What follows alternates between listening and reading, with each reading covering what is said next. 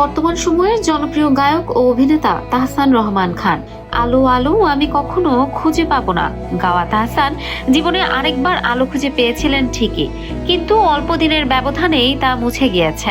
কথা বলছি তাহসান ও রোজার বিচ্ছেদ নিয়ে। বিয়ের 1 বছর পূর্ণ হওয়ার আগেই ভেঙে গেল তাহসানের দ্বিতীয় সংসারও।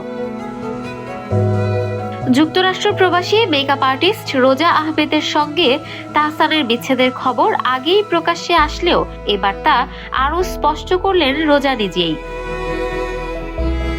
সম্প্রতি সামাজিক যোগাযোগ মাধ্যম ইনস্টাগ্রাম থেকে তাহসানের সঙ্গে তোলা সব ছবি সরিয়ে ফেলেছেন রোজা আহমেদ। শুধু তাই নয়, নিজের নামের সঙ্গে যুক্ত করা খান পদবিটিও মুছে ফেলেছেন তিনি।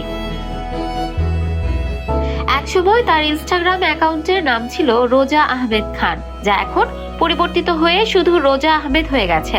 এর আগে বিচ্ছেদের খবর প্রকাশের পরও রোজার ইনস্টাগ্রামে তাহসানের সঙ্গে তোলা স্মৃতিময় ছবিগুলো অক্ষত ছিল। ফলে অনেক ভক্তই আশা করেছিলেন হয়তো এই সম্পর্ক আবার জোড়া লাগতে পারে। কিন্তু সামাজিক যোগাযোগ মাধ্যমে এই সাম্প্রতিক পরিবর্তনের পর সেই সম্ভাবনাও শেষ হয়ে গেল বলে মনে করছেন অনেকেই। উল্লেখ্য, 2025 সালের 4 জানুয়ারি মাত্র 4 মাসের পরিচয়ের পর রোজা আহমেদকে বিয়ে করেন তাহসান খান। এর আগে 2006 সালের 3 আগস্ট অভিনেত্রী রাফিয়াত রশিদ মিথিলার সঙ্গে বিবাহ বন্ধনে আবদ্ধ হন তাহসান। দীর্ঘ 11 বছরের সেই দাম্পত্য জীবনের ইতি ঘটে 2017 সালে। সেই সংসারে রয়েছে তাহসানের একমাত্র কন্যা সন্তান আইরা তাহরিম খান। ইফফাত আরা আইরিন, ক্যাম্পাস টাইমস।